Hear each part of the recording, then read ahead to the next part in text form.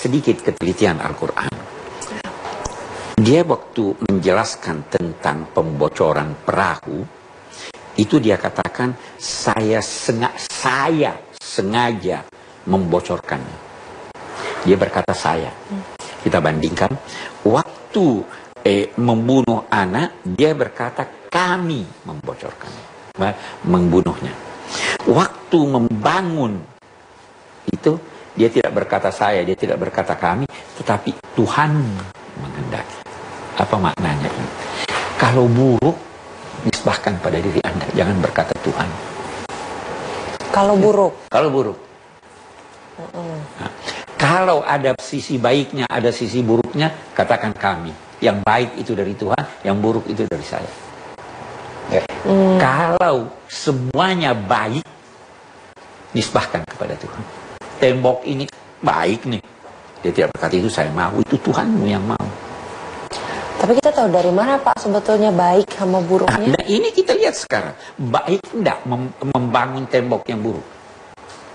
Tidak. Baik tidak membangun suatu bangunan yang hampir runtuh? Baik. Baik, oke. Membocorkan perahu itu baik atau tidak? Tidak baik sih. Tidak baik. Karena itu dia berkata saya bocorkan. Nah, membunuh anak ini sambil menjelaskan bahwa itu tujuannya untuk kebaikan orang tuanya. Ada baiknya membunuhnya, ada baiknya tujuannya orang tuanya supaya selamat dari gangguannya. Jadi ada baik, ada buruk. Kalau perahu juga buruknya karena dibocorkan, baiknya karena alasannya biar nggak diambil. Ya itu nanti alasannya baru diketahui. Ya kan setelah dijelaskan kan alasannya. Kalau tembok sejak semula orang tahu bahwa ini baik. Ya kan? Nah, apa pelajaran dari situ? Jangan nisbahkan keburukan kepada Tuhan. Semua yang dari Tuhan itu baik.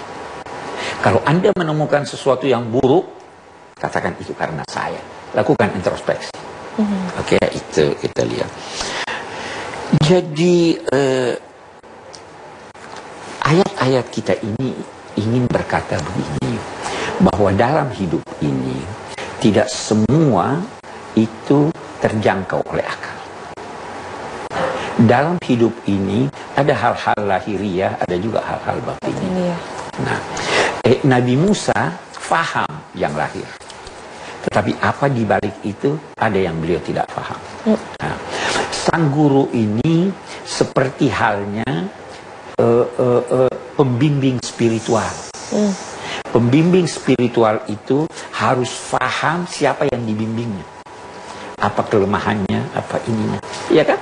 Ya jangan. Dan pembimbing spiritual itu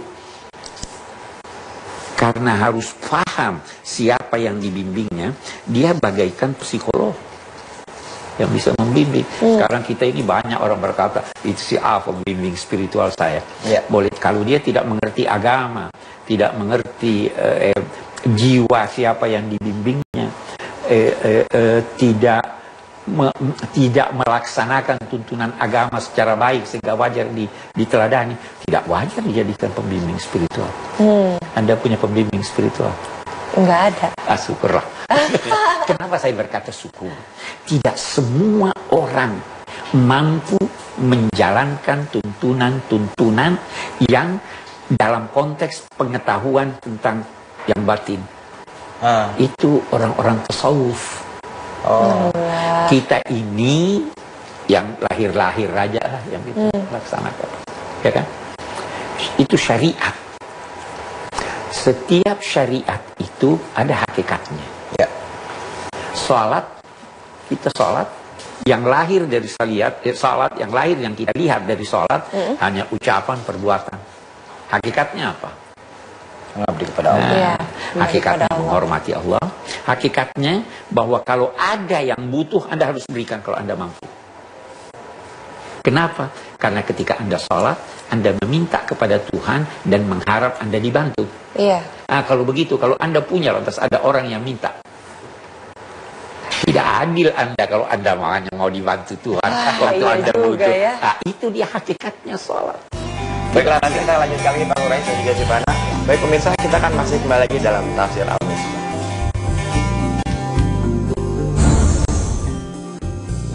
Ada ungkapan bersikap angkuh kepada yang angkuh itu sedekah.